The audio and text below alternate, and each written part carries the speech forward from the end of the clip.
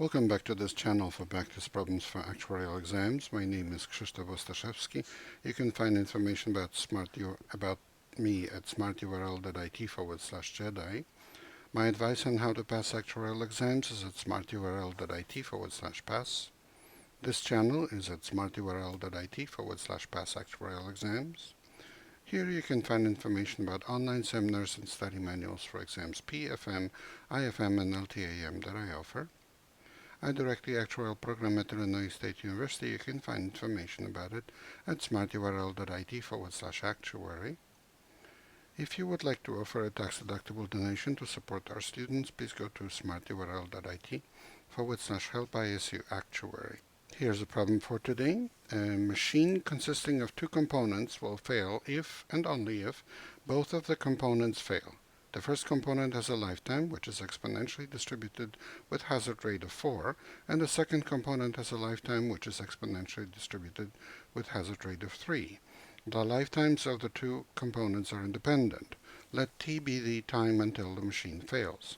Find the variance of t. Let's write t1 for the lifetime of the first component and t2 for the lifetime of the second component. Then t, the random variable we're studying, is the maximum of t1 and t2. And then the cumulative distribution function of t is the property that t is less than or equal to t, is the probability that the maximum of t1 and t2 is less than or equal to t, and that's the probability that both t1 and t2 are less than or equal to t.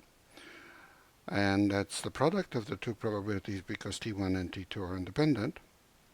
And we know, based on what we know about their exponential distribution, that the first term, probability that t1 is less than or equal to t, that's the cumulative distribution function of t1, and that's equal to 1 minus e to the minus 4t, because the hazard rate of t1 is 4 and its exponential distribution. The second random variable is exponential at hazard rate of 3, so its cumulative distribution function is 1 minus e to the minus 3t.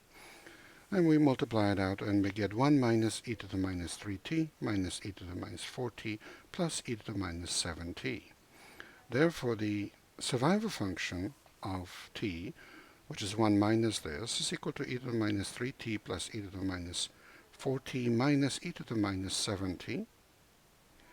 And the density function of t, which is the derivative of the cumulative distribution function, is equal to 3e to the minus 3t plus 4e to the minus 4t minus 7e to the minus 7t.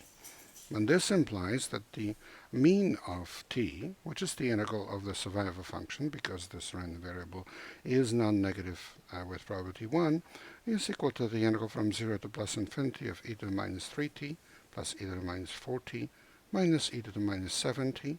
So that's the integral from 0 to infinity of e to the minus 3t dt. And of course that's 1/3 because this is an integral of the survival function of an exponential random variable survival function where the hazard rate is 3. The same for the integral from 0 to plus infinity of e to the minus 4t dt, that's 1/4, and minus 1/7 from the third integral. And that we calculate to be 37/84. Then we calculate the second moment of t as e to the of t squared, which is the integral from 0 to plus infinity of t squared times the density function, which we previously calculated. And that's equal to the integral from 0 to plus infinity of t squared times 3e to the minus 3t dt. This is the second moment of exponential distribution with hazard rate of 3. So it's going to be, well, the second moment is the variance plus the square of the first moment, right? And the variance of exponential is the square of its mean. The second term will be plus integral from 0 to plus infinity of t squared plus 4e to the minus 4t dt. That's the second moment of exponential distribution with hazard rate of 4. And that's equal to the variance, which is the square of the mean, plus the square of the mean, minus, and this, what we subtract here is the second moment of exponential distribution with hazard rate of 7, and that second moment is equal to the square of the mean plus the variance, which is equal to the square of the mean.